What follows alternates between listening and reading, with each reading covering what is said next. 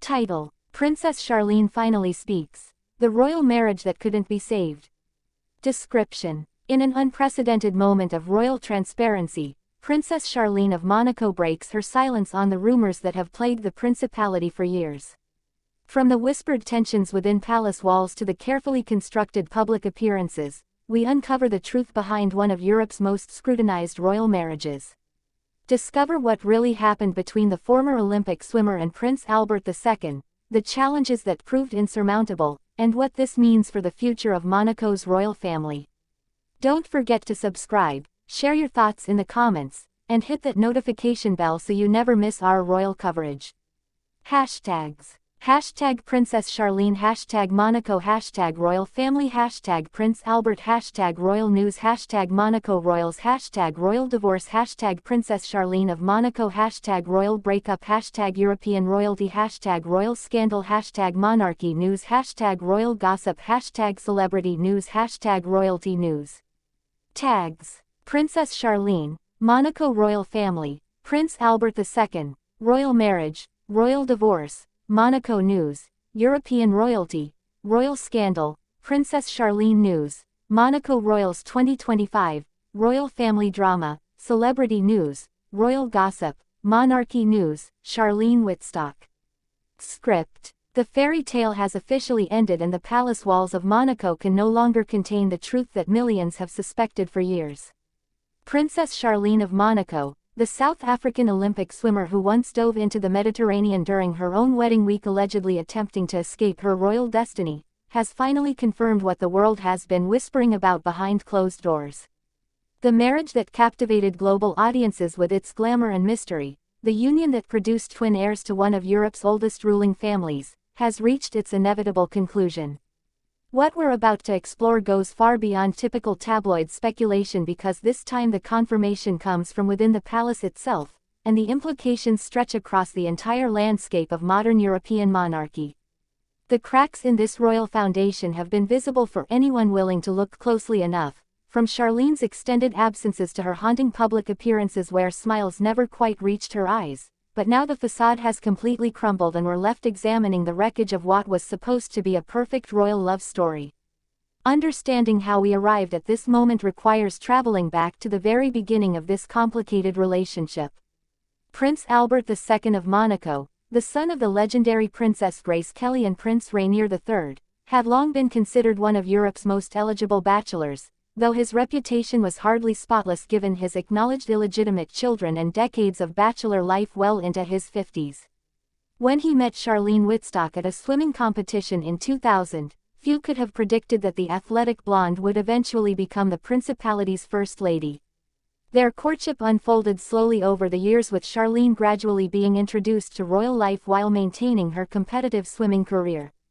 The engagement announcement in 2010 was met with international excitement as the world prepared to witness another commoner entering the rarefied era of European royalty, following in the footsteps of figures like Kate Middleton and Maxima of the Netherlands. But even before the wedding bells rang, troubling signs emerged that should have served as warnings about the foundation upon which this marriage was being built. The wedding itself in July 2011 became the stuff of legend not for its opulence but for the rumors that swirled around it like storm clouds threatening to break. Reports emerged that Charlene had attempted to flee Monaco not once but 3 times in the days leading up to the ceremony, with one particularly dramatic account claiming she had tried to seek refuge at the South African embassy. Palace officials and even the South African government denied these allegations, but Charlene's demeanor during the wedding festivities told a different story to those paying attention. Photographs from the civil ceremony show a bride who appeared to be fighting back tears not of joy but of something far more troubling, her expression haunted and distant even as she stood beside her groom. The religious ceremony that followed saw moments where Charlene openly wept, and while palace representatives insisted these were tears of happiness, body language experts and observers noted the complete absence of warmth between the newlyweds. The wedding that should have marked the beginning of a beautiful chapter instead planted seeds of doubt that would grow into the forest of speculation we see today.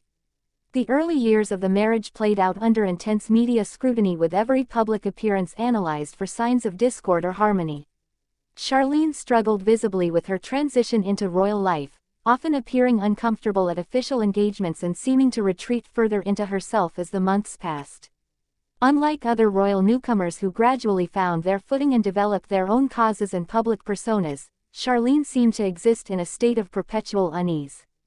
The birth of twins Jacques and Gabriella in December 2014 was celebrated as a triumph that secured the succession and perhaps might have been hoped to strengthen the marriage itself. For a time the presence of the children did seem to provide Charlene with purpose, and the images of her with her son and daughter showed glimpses of genuine joy that had been absent from so many other public moments. However, even the arrival of heirs apparent couldn't paper over the fundamental issues that continued to plague the relationship behind palace doors.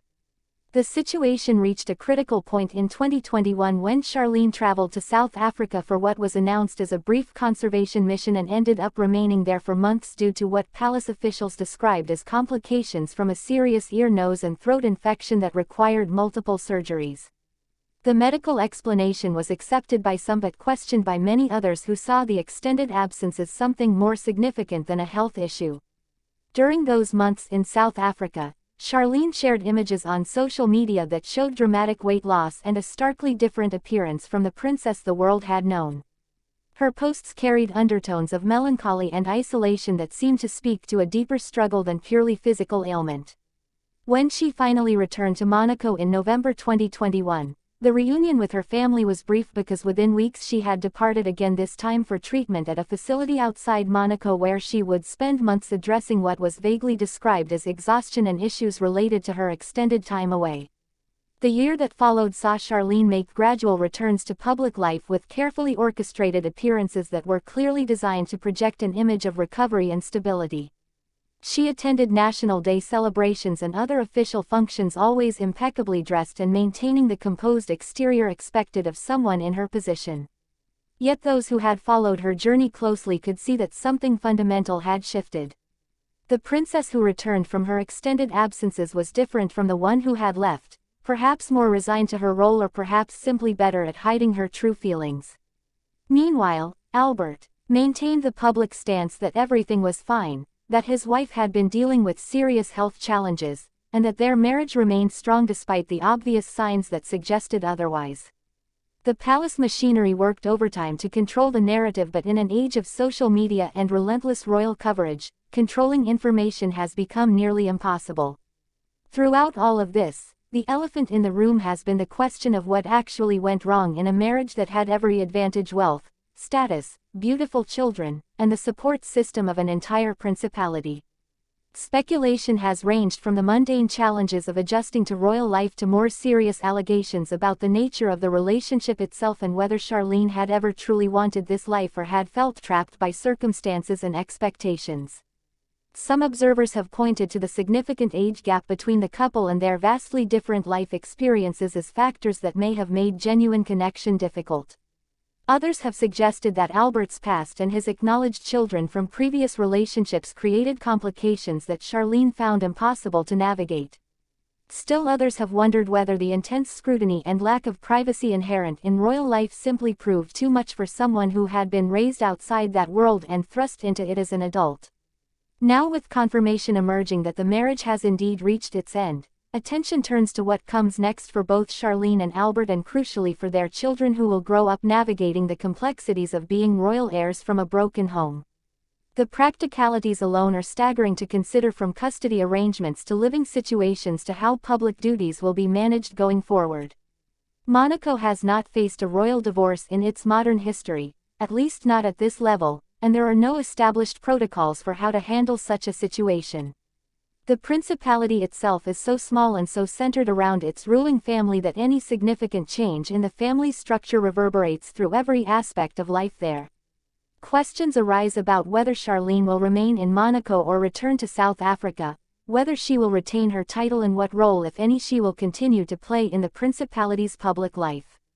For Charlene personally, this moment represents both an ending and potentially a new beginning after years of what appears to have been profound unhappiness. Those who have followed her story closely express hope that stepping away from a situation that clearly wasn't working will allow her to reclaim some sense of self and peace that seemed to have been lost somewhere between that Olympic pool in Sydney and the palace in Monte Carlo. Her advocates point out that she gave years of her life to trying to make this work, that she fulfilled her duty by providing heirs, and that she deserves the chance to find happiness on her own terms. The criticism she has faced for appearing unhappy or for her extended absences seems particularly harsh when viewed through the lens of someone who may have felt trapped in circumstances not entirely of her own making. The broader implications of this royal rupture extend beyond Monaco's borders to touch on questions about the viability of modern monarchy itself and the human cost of maintaining these ancient institutions. When we watch royal weddings with their pomp and circumstance, we're witnessing elaborate public ceremonies that bind individuals to roles and expectations that can prove impossible to sustain. The pressure to maintain appearances, to produce heirs, to serve as symbols rather than simply being allowed to be human beings with complex emotions and needs, creates situations where personal happiness becomes subordinate to duty and tradition. Charlene's story is in many ways a cautionary tale about the price of entering these gilded cages and the reality that not everyone can or should be expected to adapt to such an unusual existence, no matter how glamorous it may appear from the outside. As this chapter closes and a new uncertain one begins, the image that remains most powerful is of Charlene on her wedding day with tears streaming down her face while the world assumed they were witnessing joy. Those tears, it seems, were trying to tell us something that would take over a decade to fully understand. Sometimes the fairy tale is just a story we tell ourselves because we want to believe in magic and happily ever after, but real life, especially life under the microscope of royalty, is far more complicated and often far more painful than any storybook could capture. The princess who tried to flee has finally found her exit, and while the details of what happens next remain to be written, one thing is clear: the Palace of Monaco will never be quite the same. If you could ask Princess Charlene one question about her years in Monaco and what she wishes the world had understood about her experience, what would you ask her?